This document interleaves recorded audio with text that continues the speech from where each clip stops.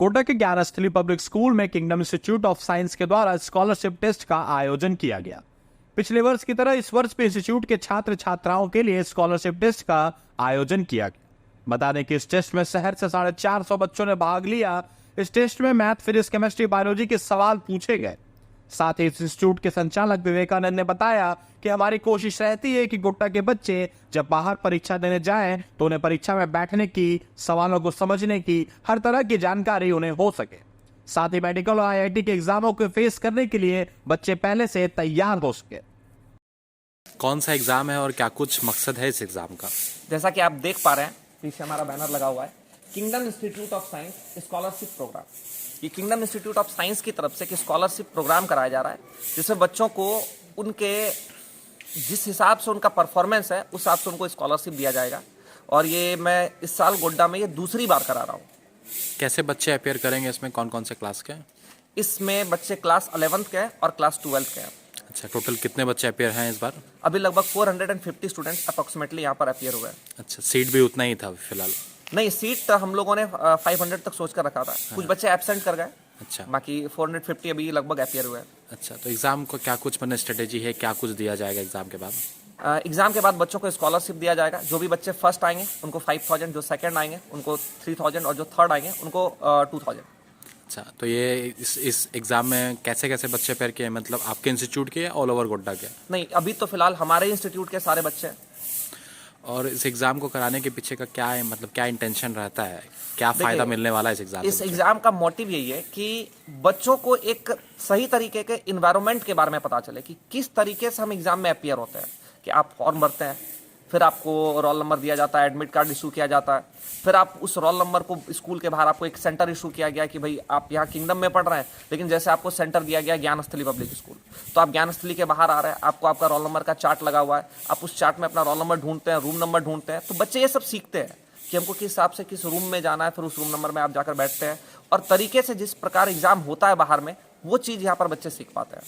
कौन कौन सा पेपर का एग्जाम होने वाला है? अभी यहाँ पर फिजिक्स, केमिस्ट्री, बायो और मैथमेटिक्स। तो जितने भी बच्चे हैं सारे सब्जेक्ट में अपियर किए हैं या अलग अलग? जिन बच्चों का बायो है वो फिजिक्स, केमिस्ट्री, बायो रखे हुए हैं। अच्छा। और जिन बच्चों का मैथ्स है वो फिजिक्स, केमिस्ट्री, मैथ्स रखे हुए हैं। और कुछ बच्चे ऐसे भी हैं जो इंडिविजुअली बायो का एग्जाम दे रहे हैं। अच्छा, तो कब से ये नोटिफिकेशन जारी किया गया था बच्चों के लिए? ये तो जब बच्चों का एडमिशन होता है उस समय से ही कहा जाता है कि नवंबर में या फिर दिसंबर में एग्जाम होना है। वैसे भी 1 महीने पहले नोटिफिकेशन जारी हुआ था। अच्छा, तो आप लोग द्वारा प्रिपरेशन भी कराया गया था? बिल्कुल, हम लोग तो जैसा प्रिपरेशन करा रहे हैं शुरू से पढ़ा ही रहे, सिलेबस भी वही है। तो आपको रेगुलर रहना होता है, क्योंकि बच्चे 1 दिन 2 दिन या हफ्ता भर में पढ़कर रैंक नहीं ला सकते हैं। अच्छा। आपको रेगुलर रहना पड़ेगा। वो कहते हैं ना परसिवरेंस, जब तक आप कंटिन्यूटी नहीं मेंटेन करते हैं पढ़ाई में तब तक आपको रैंक तो नहीं आ सकता। हाँ, आप अच्छा मार्क्स ला सकते हैं, लेकिन फर्स्ट, सेकंड, थर्ड के अंदर आने के लिए आपको कंटिन्यूअस पढ़ाई करना बहुत जरूरी है।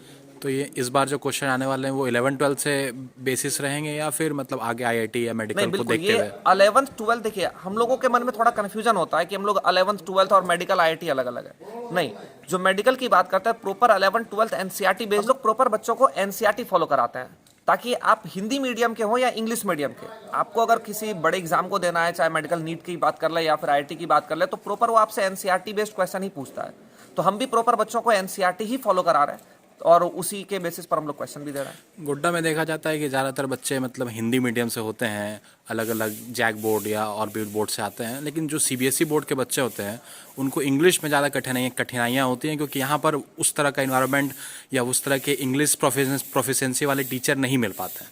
तो इसको लेकर आप लोग ये चैलेंजेस को कैसे फेस करते हैं? देखिए सर, हमारे पास सबसे बड़ा चैलेंज क्या है कि हिंदी मीडियम के बच्चे गोड्डा के चारों तरफ से गोड्डा आ जाते हैं कि उनको पढ़ाई करना है। अभी गोड्डा में बहुत अच्छा भी पढ़ाई हो रहा है, बहुत सारे टीचर अच्छे से पढ़ा रहे हैं, ठीक है, तो गोड्डा आ जाते हैं। और इंग्लिश मीडियम के बच्चों का क्या होता है कि वो यहाँ से पहले तो बाहर जाने का सोचते हैं कि जो भी थोड़ा 10th में अच्छा मार्क्स आ गया, पेरेंट उनको या तो बोकारो या तो आपको रांची या तो पटना या तो कोटा, दिल्ली भेज देते हैं। हमारे पास सबसे बड़ा चैलेंज ये है कि हमारे पास जो गोड्डा में रुके होते हैं वो थोड़ा सा एवरेज स्टूडेंट होते हैं, ठीक है, बहुत कम ही होते हैं कि टॉपर स्टूडेंट रुकते हैं। हमारे पास चैलेंज ये कि ये जो एवरेज है इनको टॉपर बनाया जाए। और इसके पीछे में जो सबसे बड़ा चैलेंज है कि जैसे 11th इंग्लिश मीडियम या 12th इंग्लिश मीडियम के बच्चे हैं, इंग्लिश में प्रॉपर दिक्कत नहीं है, दिक्कत तो सब्जेक्ट की है। अगर आप हिंदी मीडियम से पढ़ रहे हैं और आपका खाना पेट में पच रहा है, तो जाहिर सी बात है कि इंग्लिश मीडियम से पढ़िएगा तो भी आपका वहीं पचने वाला है। तो सब्जेक्ट तो सेम ही है, टॉपिक भी सेम है, सारा आंसर भी सेम ही होना है, बस लैंग्वेज का दिक्कत है। तो आप अगर इस बच्चों को साइंस के तरीके से पढ़ाइएगा, लैंग्वेज के तरीके से नहीं, कि पता चले कि इंग्लिश मीडियम के क्लास में घुसे एकदम पूरा फ्लुएंटली आप इंग्लिश में ही बोल रहे हैं और बच्चे आपके सब्जेक्ट को समझ ना पाए। आप उनको साइंस समझाइए, इंग्लिश और हिंदी वो तो लैंग्वेज है, बच्चे समझ जाएंगे। तो सबसे जरूरी है आप साइंस समझाइए, फिर उनको आप धीरे धीरे लैंग्वेज पकड़वाइए, तो सारा क्वेश्चन भी बनने लग जाता है। सेंटर कहाँ पड़ा है इस एग्ज़ाम का? सर इस एग्ज़ाम का सेंटर हमने ज्ञानस्थली पब्लिक स्कूल चुना है, और यहाँ के जो सर है वो बहुत सपोर्टिव भी है और हर एक तरीके से सपोर्ट करते हैं। उनका कहना है, विवेका तुमको कुछ भी दिक्कत हो, तुमको कहीं पर भी दिक्कत हो, तुमको जब भी प्रॉब्लम हो, तुम आकर मेरे से मिलो, मैं बताऊंगा, मैं तुम्हें समझाऊंगा। जाहिर सी बात है, उनका 25 साल का एक्सपीरियंस है, तो वो हर चीज़ में मदद करते हैं और हम इसलिए इस स्कूल को चुनना भी पसंद करते हैं। यहाँ से हम पढ़े हुए भी हैं और जाहिर सी बात है, यहाँ आते हैं तो थोड़ा एक अपनापन, एक घर के जैसा फील होता है और इस स्कूल से बहुत सहयोग है। और ये सारे रिसोर्सेज उनके द्वारा ही दिए। बिल्कुल, आज का जो एग्ज़ाम का सारा चीज़ है वो उनके द्वारा ही किया गया है।